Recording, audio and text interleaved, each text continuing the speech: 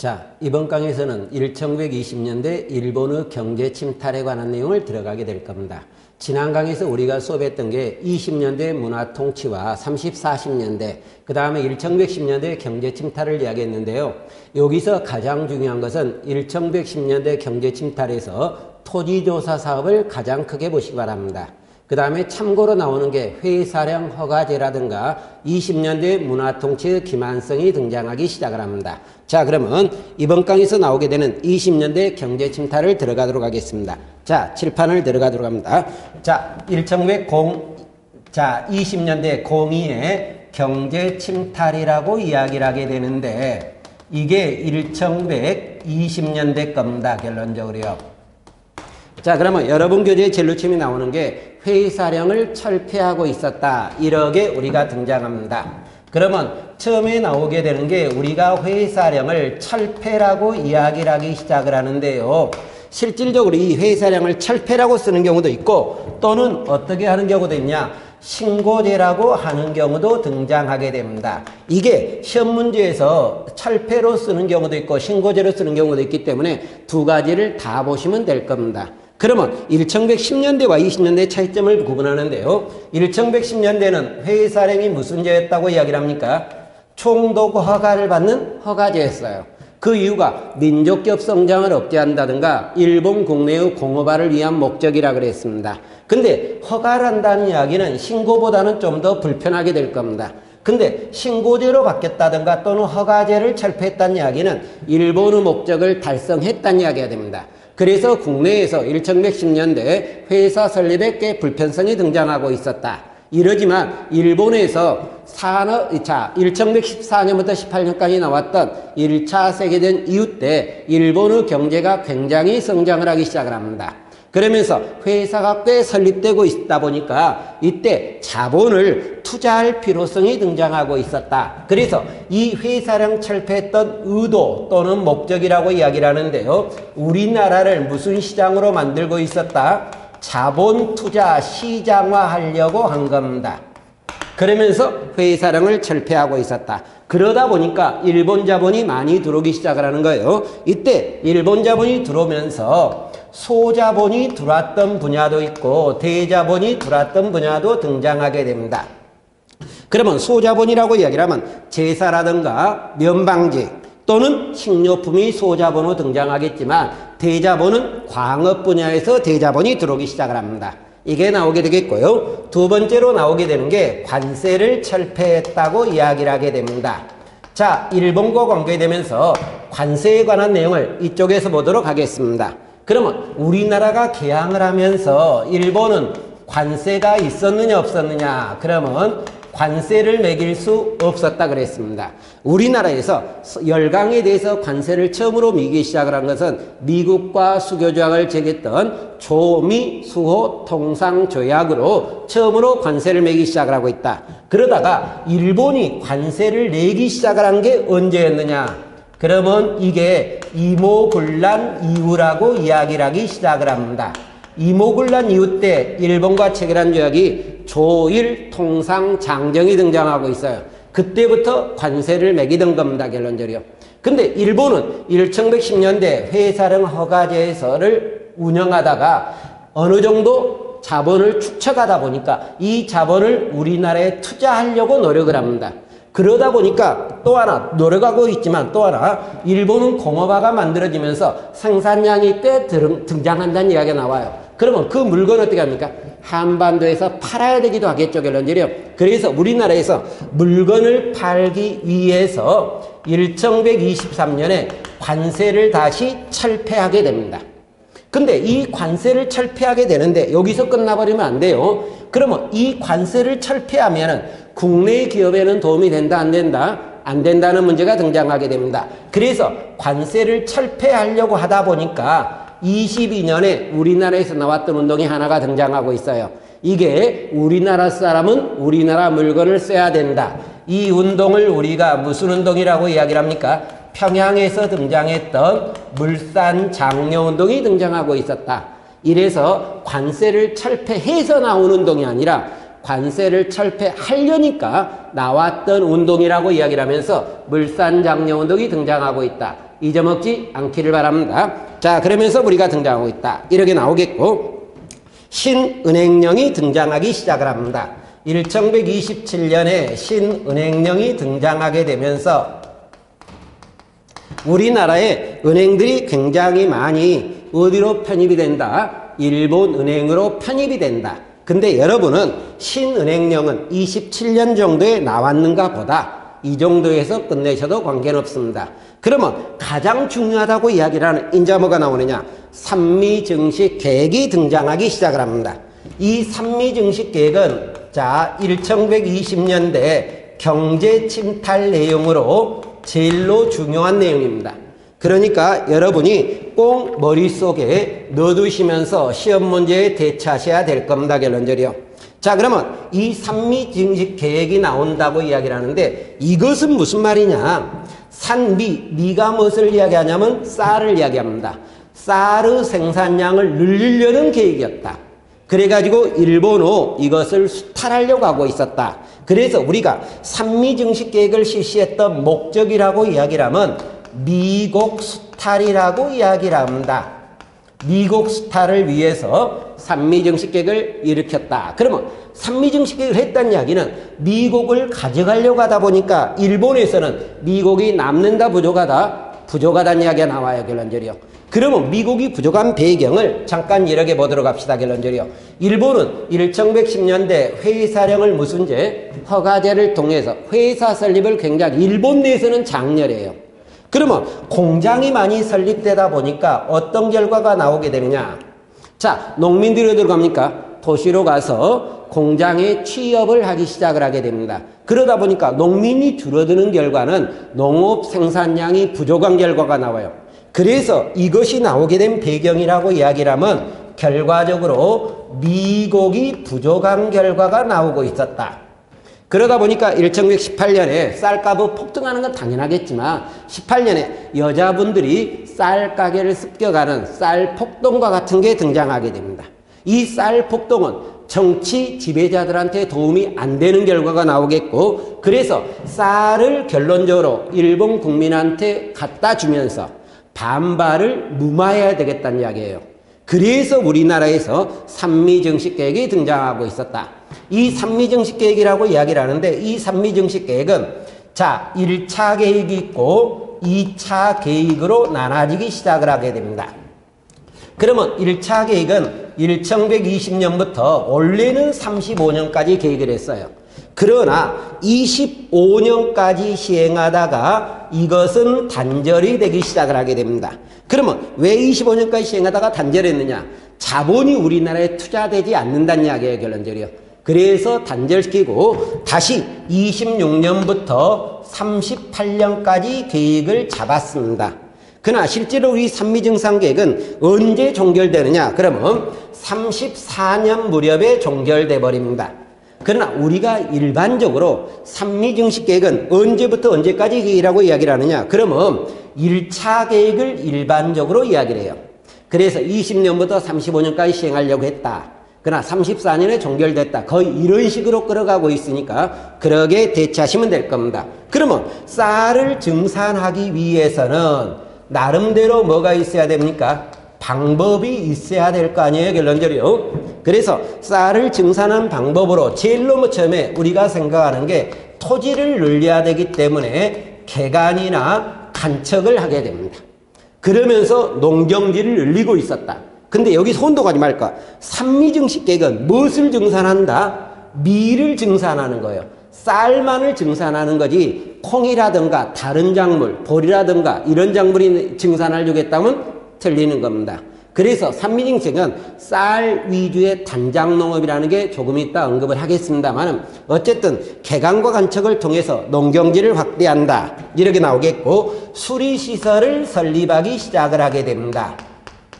이 수리시설을 설립하기 위해서 수리조합을 설립하고 있어요. 결론적으로. 혹시나 시험 문제를 푸는 과정에 사료, 옆에 사료도 나옵니다만 이번에 보다 보니까 제일로 첫 줄에 수리조합이란 말이 나와요. 거의 수리조합의 말이 나오면은 일제강점기 때 나올 때는 산미증식계획과 관련되는 내용이었다.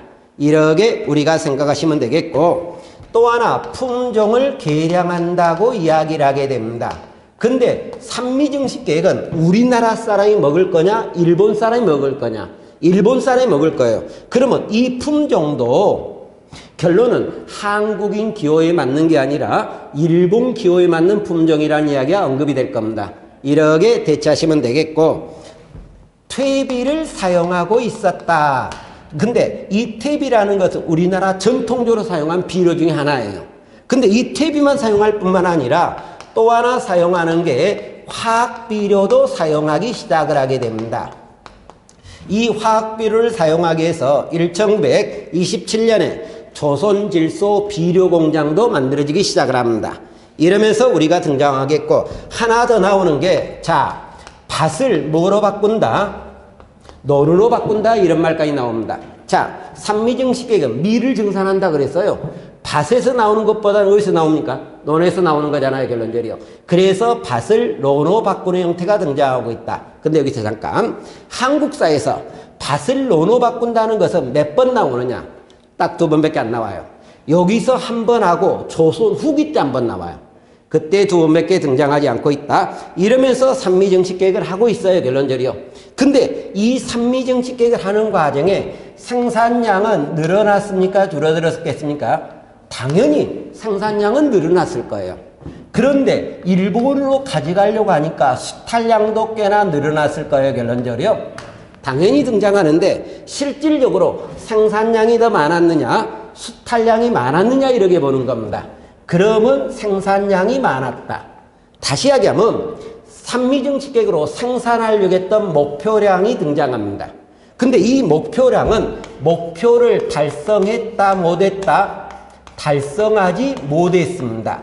근데 수탈량은 목표를 그대로 달성하면서 수탈량이 최대 많았다. 이렇게 나오게 되는 거예요, 결론적으로. 그러면 수탈량이 많았다는 이야기를 여기서 우리가 한번 파생해 봅시다. 농민들은 수탈량이 많아졌으니까 쌀 소비량은 늘었을 겁니까? 줄었을 겁니까? 당연히 줄었을 거겠죠, 결론적으로. 쌀 소비량은 줄었다. 그러면 소비량이 줄다 보니까 고가는, 미고가는 어떻게 됩니까? 국내에서 올라갈 거고요, 결론적으로. 그러는 과정에 농민들의 생계도 어떻게 되겠습니까? 굉장히 어려운 쪽으로 넘어갈 거란 이야기예요. 그러면 생계가 이 어려운 농민들이 할 수 있는 것은 가만히 저항도 하겠지, 가만히 있을 수 있겠지만 결론은 저항으로 넘어갑니다. 이래서 농민들이 저항한 게 우리가 농민운동이 나오고 있다. 이 농민운동을 다른 말로 소작쟁이라고도 관계는 없습니다. 또는 농촌에서 떠나는 무슨 현상이 나오게 됩니까? 이농현상도 등장할 것이다. 농촌에 떠나면서 어디로 갑니까? 도시 쪽으로 가겠죠, 결론적으로. 또는 만주, 간도, 연해주로 가기 시작을 하게 됩니다. 그러면 이 농민들이 이농한다든가 농촌을 떠난다는 이야기는 일본 입장에서 도움이 된다, 안 된다? 당연히 안 되겠죠. 쌀 생산에 문제가 등장하는 거니까요. 그래서 이것을 극복하기 위해서 일본이 무엇을 하느냐? 만주에서 잡곡을 유입하기 시작을 하게 됩니다, 결론적으로요. 만주에서 잡곡을 유입하면서 농민들을 먹고 살도록 해주고 있었다. 이것뿐만 아니라 농촌진흥운동이 등장하기 시작을 하게 됩니다. 이 농촌진흥운동은 1932년부터 몇 년까지 나온다? 40년까지 나오는데, 잠깐, 농촌진흥운동이 나오면 20년대가 아니라 몇 년대 일이다? 30년대 일이란 이야기예요, 결론적으로. 그 외로 조선 농지령이 나온다든가 조선 소작 조정령이 등장하게 됩니다. 소작 조정령이 등장한다든가 이러한 것들의 법률안을 마련하게 되면서 또는 자작농 창설 계획이라는 것도 등장하게 됩니다. 이러면서 농민들의 반발을 무마하려고 하고 있었다. 이렇게 우리가 나옵니다. 그러면 농민들은 이렇게 못 살았지만 쌀 가격이 폭등한다는 의미에서 토지를 갖고 있는 농민은 어떻게 되냐? 좀 더 긍정적으로 들어갑니다. 그래서 이때 지주들은 부를 더 축적을 해요. 왜? 쌀을 팔아가지고 이 돈을 가지고 뭐를 사버린다? 토지를 사버려요. 그래서 지주한테는 긍정적으로 작용하고 있었다. 이러한 것도 우리가 추정할 수 있는 거예요, 결론적으로. 이러면서 지주의 습은 늘어나고 있었다. 자, 그러면 이런 것뿐만 아니라 그 외로 봅시다. 산미증식계획은 뭔만을 증산한다 그랬어요? 미만을 증산한다 그랬죠. 그래서 우리가 여기 산미증식계획에서 미국 위주의 단장농업이라는 게 우리가 등장하게 됩니다. 혹시 쌀만을 증산하는 거지 보리나 콩들이 증산된 것은 아니었단 이야기의 결론적이요. 이러면서 우리가 등장하고 있다. 또다시 그러면 우리가 생산한 것을 일본으로 가져가는 거죠. 그러면 일본으로 가져가기 위해서는 이 당시 뭐 타고 일본으로 가겠습니까? 자, 비행기 타고 갈 수는 없는 거잖아요, 결론적으로. 이 당시 비행기가 없는 것은 아니지만 실제로 비행기를 갖고 오면 너무 비싼 경우도 등장하다 보니까 결론은 항구로 갈 수밖에 없고 선박으로 갈 수밖에 없어요. 그러면 우리나라 쌀들이 어디입니까? 항구 도시에 몰려야지 배를 타고 일본으로 가게 되겠죠, 결론적으로. 그래서 목포나 군산과 같은 항구 도시가 발달하고 있었다. 목포와 군산 같은 항구 도시도 발달하고 있었다. 이러한 것이 우리가 말했던 산미증식 계획이란 이야기의 결론적이요. 이러면서 나왔던 산미증식 계획, 우리가 시험 문제에서 꽤 나오는 단원이기 때문에 산미증식 계획은 꼭 머릿속에 넣어두시기 바랍니다. 자, 이게 우리가 말했던 1920년대 경제 침탈에 관한 내용이 등장합니다. 그러면 03번으로 넘어가기 시작을 하게 됩니다. 03번으로 넘어가면서 30년대 이후입니다.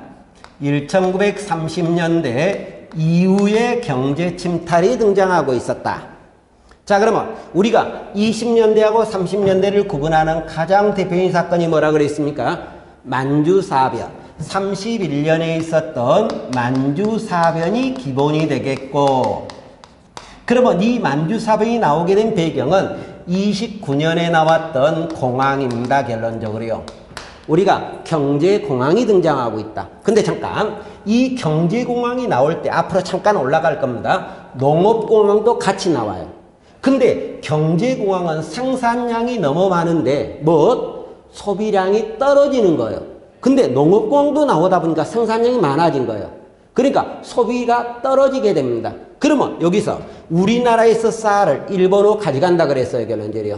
가져가는데 일본의 쌀 가격이 나중에는 올라간다 떨어진다. 30년대 가면은 떨어지는 결과가 나. 왜? 생산량이 너무 많아진다는 이야기예요, 결론적으로.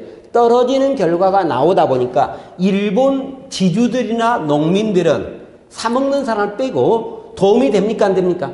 안 되는 거잖아요, 결론적으로. 그래서 지주들의 반대로 산미증산계획을 중단하고 있었다. 이러한 것이 등장하는 거예요. 그러면 30년대 이후에 일본의 경제 침탈에서 30년대 걸 보다 보니까, 자, 우리나라 남쪽에서는 면화를 키우고 북쪽에서는 양을 키우는 남면 북양 정책을 실시하고 있다. 남면 북양은 30년대 겁니다. 40년대 게 아닙니다, 결론적으로. 남쪽에서는 면, 목면이고, 면은 뭡니까? 밭에서 하는 거잖아요. 양은 목축이잖아요. 목축은 일반적으로 남반부입니까? 북반부입니까? 북반부죠, 결론적으로. 그래서 북쪽에서 양을 키우고 있었다. 이렇게 우리가 등장하고, 그 다음에 중화업공업을 동그라미 가니까 더욱 육성을 하기 시작을 합니다. 그러면서 군수공업까지 육성을 하게 되는데, 이때 중화업공업을 육성하기엔 소자본이나 대자본이죠. 그래서 미쓰이, 미쯔비시, 노구찌와 같은 대재벌들이 우리나라에 들어오기도 하겠고, 군수공장을 설립도 하겠고, 농촌진흥운동도 등장합니다. 여기서 운동하지 말까? 자, 여기서 농촌진흥운동은 말 그대로 한번 풀어보시기 바랍니다. 농촌 나아가는데 어디로? 흥하게 나가는 거예요. 그러면 어떻게 말하면 농촌 잘 살자는 운동이에요. 근데 실질적으로 농촌진흥운동이 우리나라에 시행된 배경은 뭐 때문에 시행됐다? 농민들이 농민운동이 나오는 것을 막기 위한 거예요.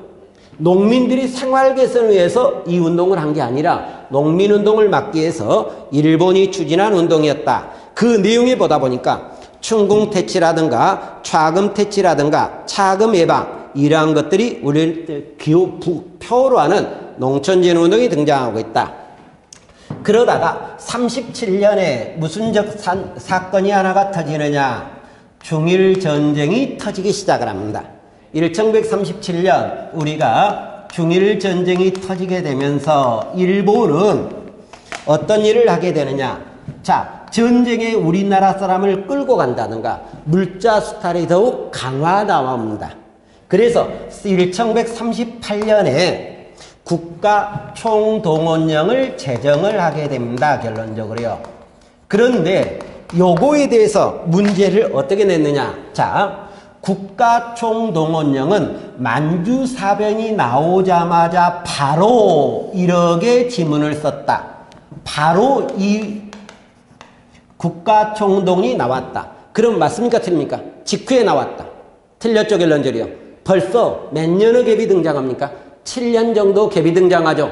그래서 틀렸다. 근데 우리가 국가총동원령이라고 이야기를 하는 것은 옆에 날개 쪽에 있는데 국가총동원 각 조문에 보면 이 말이 앞줄에 거의 다 등장하고 있습니다.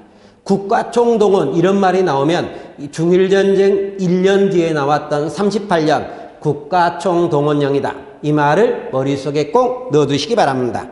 그러면서 나오겠고 인적 수탈위에서 국민정신총동원 조선연맹이 나온다든가 그 안에 애국반이라는 단어가 있죠. 15를 기반한 애국반. 자, 이 애국반은 문제를 꽤 어렵게 냈을 때 나오는 것으로서 7급 쪽에 나오는 건데 애국반이라는 단어가 나오면은 이것은 무조건 중일전쟁 이후라는 것. 중일 이후라는 것 잊어먹지 마시겠고요.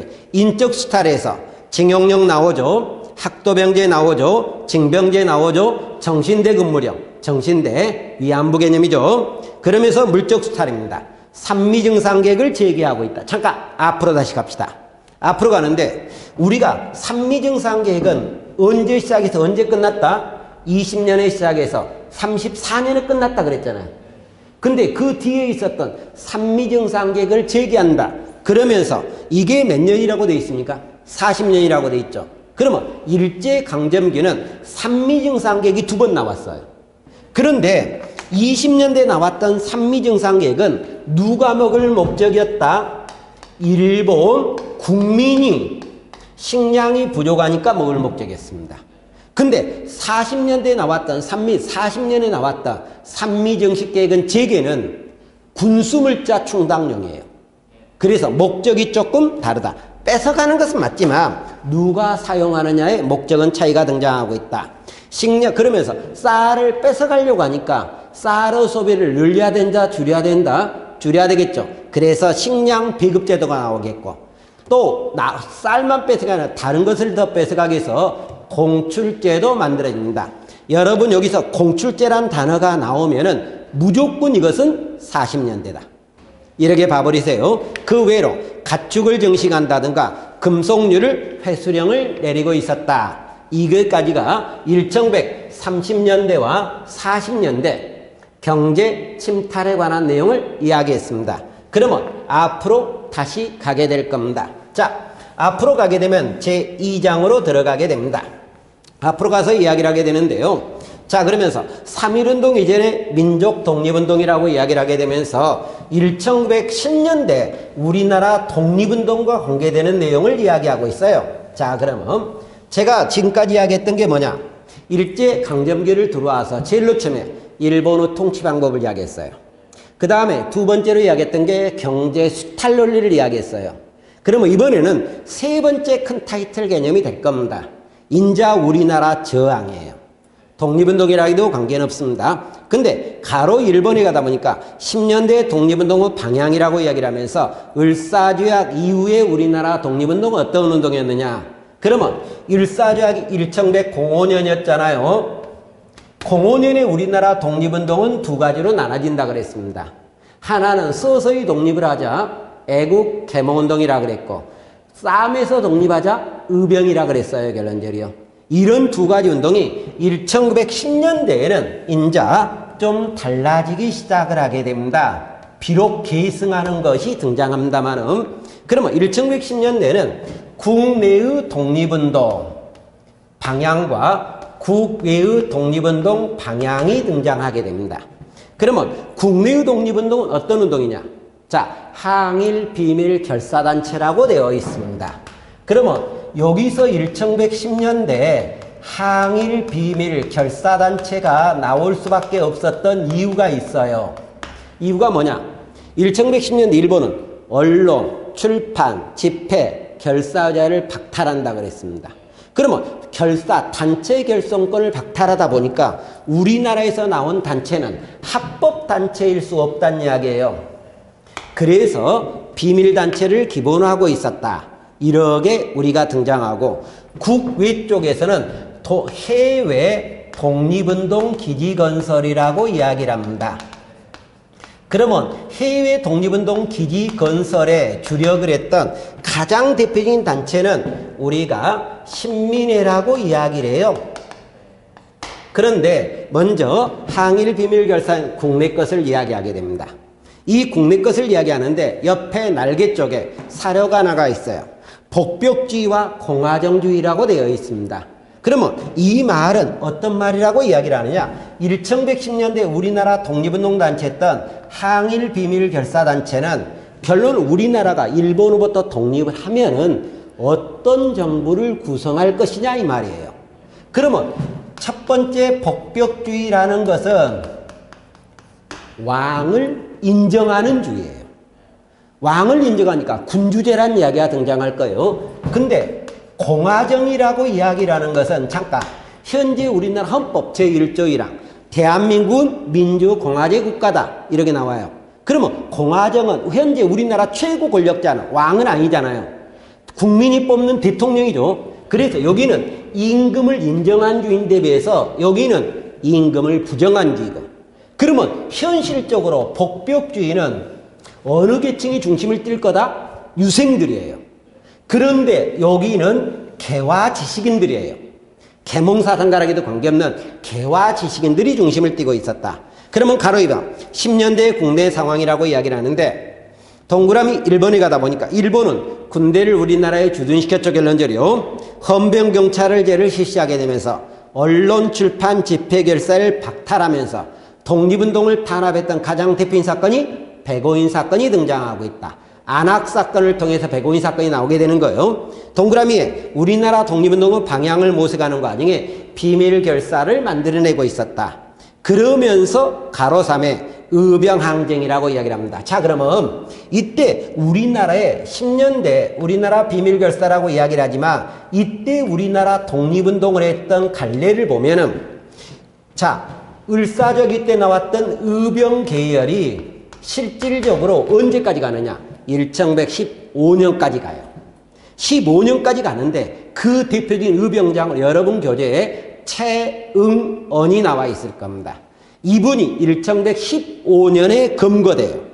그러면서 국내 의병은 소멸해요. 그러면서 나왔던 내용이 되겠고, 가로 4번에 가니까 항일 비밀 결사단체라고 이야기를 하게 됩니다. 그러면 이 비밀 결사단체라고 이야기를 하는데 복벽주의나 공화정주의라고 이야기를 했는데 일본의 강력한 탄압이었기 때문에 결사자를 인정하지 않았기 때문에 비밀 결사라고 이야기한다는데요. 이때 국민을 계몽하기 위해서 선언문이나 평문을 통해서 독립의식을 고취한다든가 독립운동 기지를 건설하는데 그 밑에 단체라고 하면서 도표화돼 있죠. 결론적으로. 근데 여기 도표화되어 있는데 이 도표화된 것 중에서 여러분이 시험 문제에 써먹는 것은 거의 두 개밖에 없습니다. 첫 번째 나왔던 독립의금부가 있을 거예요. 이것이 어느 정도 시험 문제에 써먹겠고, 두 번째 나왔던 대한광복회가 있을 겁니다. 이 두 개가 일반적으로 시험 문제에 써먹어요. 나머지는 있었는가 보다. 송죽회라든가 자립단 있었는가 보다 이런 식으로 끌어가서 관계는 없습니다. 그러면 독립의금부를 이야기하도록 합시다. 독립의금부라고 이야기를 하는데 자, 임병찬이 고종의 밀조를 받는다 그랬어요. 이 말은 뭐냐? 자, 우리가 을사의병에서 의병을 일으켰던 대표적인 사람으로 이야기했던 사람이 세 사람 정도가 등장했네요.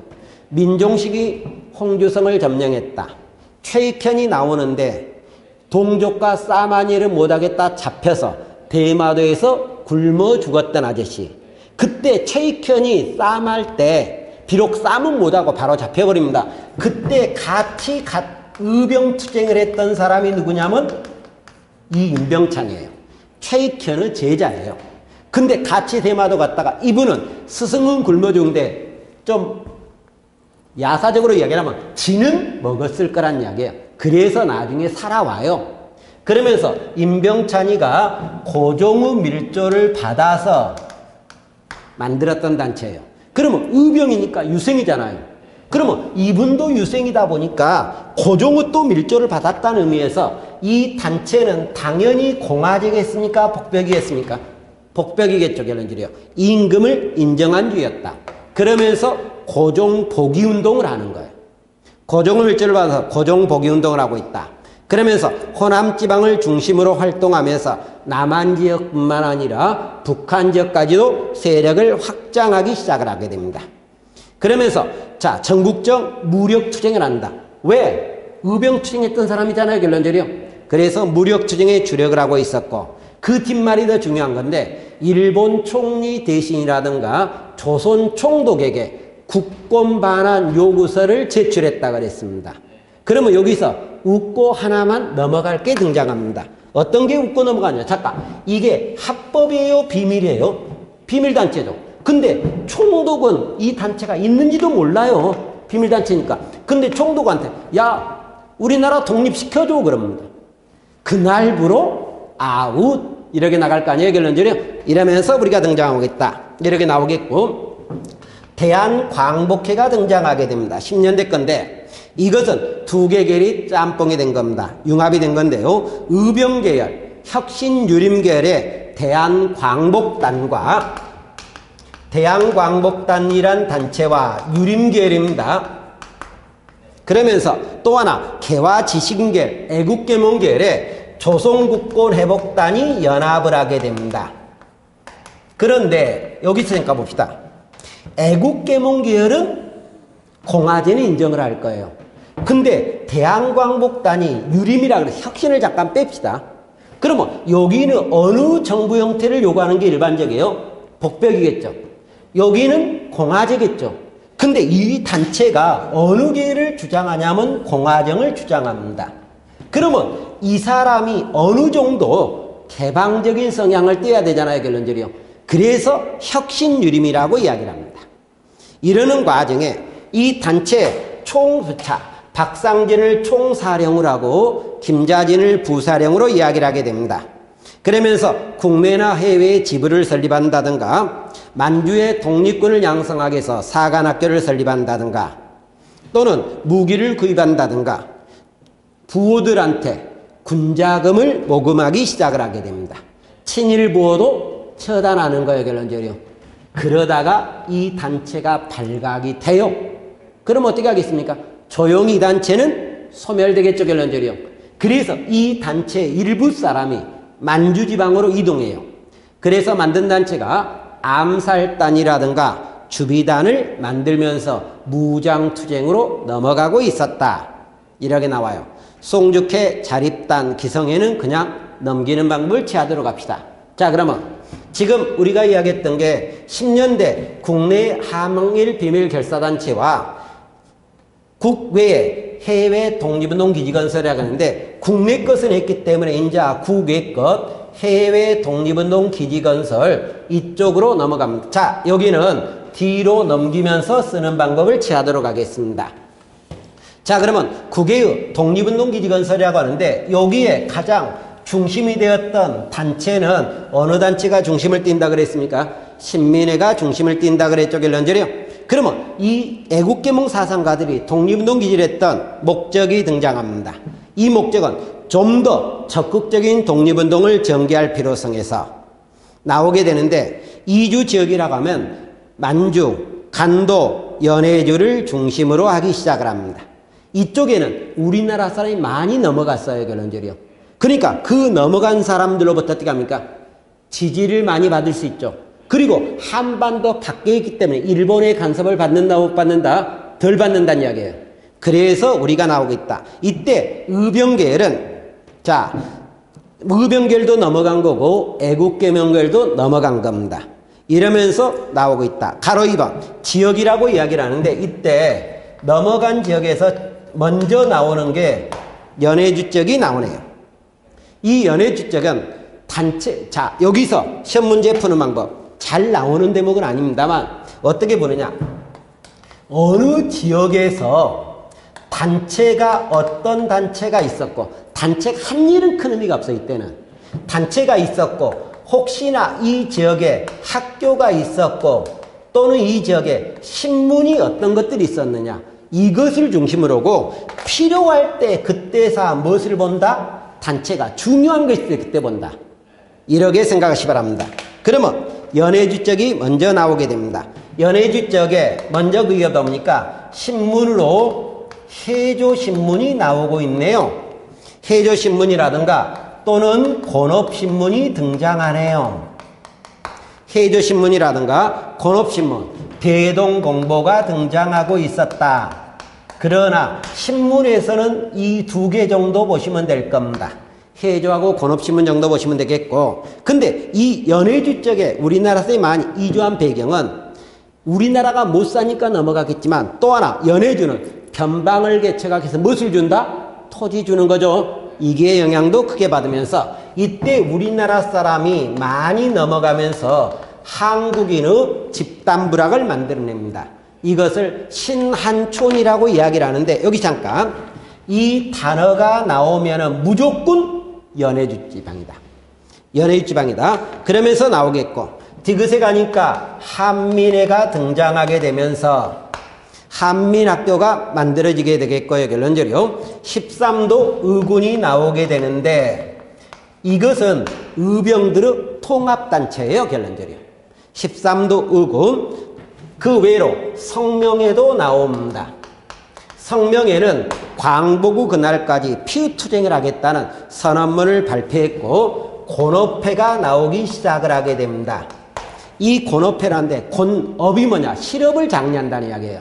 근데 이 권업회에서 만들었던 신문이 뭐냐면 권업신문이에요. 결론적으로. 그리고 학교를 이야기를 하면 한민학교라든가 대전학교도 만들어내고 있었다. 근데 이 권업회가 그 밑으로 넘어갑니다. 대한광복군 정부로 넘어가요. 1114년 이상서를 정통령으로 하고 이동희를 부통령으로 했던 대한광부 정부가 만들어지게 되는데 요것은 만주지방에서 무장투쟁의 터전을 마련한다든가 임성부 탄생의 근거를 마련하기 시작을 합니다. 이렇게 나오겠고, 이 대한광부 정부가 그 뒤로 가서 전너 한족회 중앙총회를 만듭니다. 17년. 이 단체가 다시 그 밑에 대한국민의회를 만들어내게 됩니다. 19년의 정부라고 이야기를 하는데 이 정부의 우두머리를 손병희라고 이야기를 해요. 손병희가 대통령이라고 하는 경우도 있고 또는 정통령이라고 이야기하는 경우도 있다는 겁니다. 그러면서 대체하시면 되겠고, 동그라미 가다 보니까 북간도 지방이라고 이야기를 합니다. 북간도 지역이라고 하는데 서전서숙이라든가 명동학교가 등장하네요. 서전서숙과 명동학교가 등장하게 되는데 이때 단체 중강단이 있죠. 그 다음에 간민회가 등장합니다. 대한국민회가 등장하겠고, 근데 그 뒤로 가니까 대한정의단이 있죠. 결론적으로.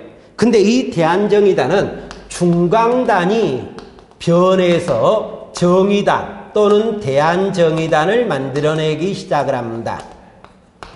대한정의단, 그리고 이 대한정의단이 뒤로 가면서 북로군정서군을 만들어내게 됩니다. 북로군정서군은 머릿속에 넣으시고 중강단도 위치, 어느 지방? 북간도 지방이란 건 머릿속에 넣으시기 바랍니다. 결론적으로. 근데 이 북로군정서군이 무슨 전투? 청산리 전투. 나중에 이야기를 할 거예요. 동그라미 3에 가다 보니까 남만주 지역이라고 이야기를 합니다. 이 남만주 지역에서 나왔던 학교가 신흥무관학교가 등장하네요. 이 신흥무관학교는 1119년에 나왔는데 신흥강습소, 신흥학교가 변화된 거예요. 결론적으로. 신흥무관학교라고 이야기를 하는데 이때 경학사가 여기서 나오네요. 자, 경학사는 갈경자 배우락자입니다. 배우면서 산업을 장려하자. 근데 이 경학사가 뒤로 부민단으로 발전하기 시작을 합니다. 부민단으로 발전했다가 이게 한족회로 발전해요. 한족회로 발전하고 동그라미 내려가니까 서로군정서라고 이야기를 합니다. 자, 서로군정서라든가 서로군정서군. 그 뒤로 대한독립군이라는 게 있죠, 결론적으로. 자, 잠깐 여기서 구분합시다. 북간도 지방에는 우리가 단체로 보는 게 중강단하고 북로군정서. 남만주 지방에서는 경학사, 서로군정서. 이게 남만주 지방을 중심으로 한 거예요. 그리고 동그라미 사이에 가다 보니까 중국 쪽이 등장하네요. 그러면 중국 쪽 관계되면서 동제사가 등장합니다. 동제사는 우리나라 사람을 중심으로 상하이에서 만든 단체예요. 근데 이 동제사가 중국 사람까지 포함을 시킵니다. 그러면서 신아 동제사로 확대돼요. 확대되고 있고 동그라미 디귿에 가니까 신안혁명당이 있습니다. 베이징에 있던 독립운동가와 상하이에 있었던 독립운동가가 연합을 해서 만들었던 단체가 신안혁명당인데 동그라미 다 보니까 머릿속에 넣으시기 바랍니다. 무엇을 발표했다? 대동단결선을 발표했다. 주권재민과 국민주권이 조결론절이요. 주권재민은 주권은 국민한테 있는 거나 주권 국민론, 주권도 국민한테 똑같은 말이에요. 공화정체를 주장하는 대동단결선언을 발표하고 있다. 이렇게 나와 있어요. 신한청년당이 등장하는데 상하이에서 만드는 단체입니다. 근데 이 단체에서는 김규식을 파리 강화회에 파견했던 단체이기도 해요. 그리고 나오고 일본 지역입니다. 우리나라 사람이 유학생이 처음에 넘어갔다가 국공비탈 이후에는 생활터전이 어려웠었던 우리나라 국민들이 넘어갑니다. 생활터전을 찾게 해서 넘어가는데 이때 동그라미는 조선청년 독립단이 나와요. 이것은 뒤에 3.1운동 하면서 이야기할 건데 3.1운동의 전신이었던 28 독립선언을 여기서 합니다. 이 단체에서 하는 거고요. 관동대학살은 23년 정도다 연도만 보시면 됩니다. 관동지방 우리나라 삭살당하는 거예요. 미주지방. 하와이에 처음으로 이주하는데 정부 관여 이주라 그랬죠. 사탕수 나오면 무조건 하와이라 그랬어요. 자, 근데 미국 본토 지방에는 유학생이나 관리들이 넘어가고 있었고 멕시코나 쿠바에 갔던 사람은 노예와 같은 생활하고 있었고 이때 미주지방에서 신민회가 있고요. 한인협성회가 나오고 공립학교 나오고요. 흥사당이 나오고요. 대조선 국민군단, 그냥 국민군단이라고도 이야기를 하는데 이 단체가 등장하고 있다. 근데 이것은 대한제국대 군인이었던 박용만이 만든 단체였다. 그 외에 구미원부가 나오는데 구미원부는 임시정부의 외교활동을 위해서 만들어진 단체입니다. 여기까지 해놓고 자, 그러면 우리가 지금 이야기했던 게 이번 강의에서 이야기했던 게 무엇을 했냐? 산미정식계 머릿속에 넣으시라 그랬습니다. 경제침탈은 그 정도가 되겠고 그 다음에 10년대 우리나라 독립운동을 이야기하는 과정에 국내 단체에 뭐가 있다? 독립의금부라든가 이거 구분하시라 그랬고 국외 단체는 지역에서 단체라든가 학교라든가 신문이 나온다 그랬죠. 어느 지역에 있다. 이렇게 끌어가시면 될 겁니다. 자, 이번 강 여기까지 하도록 하겠습니다.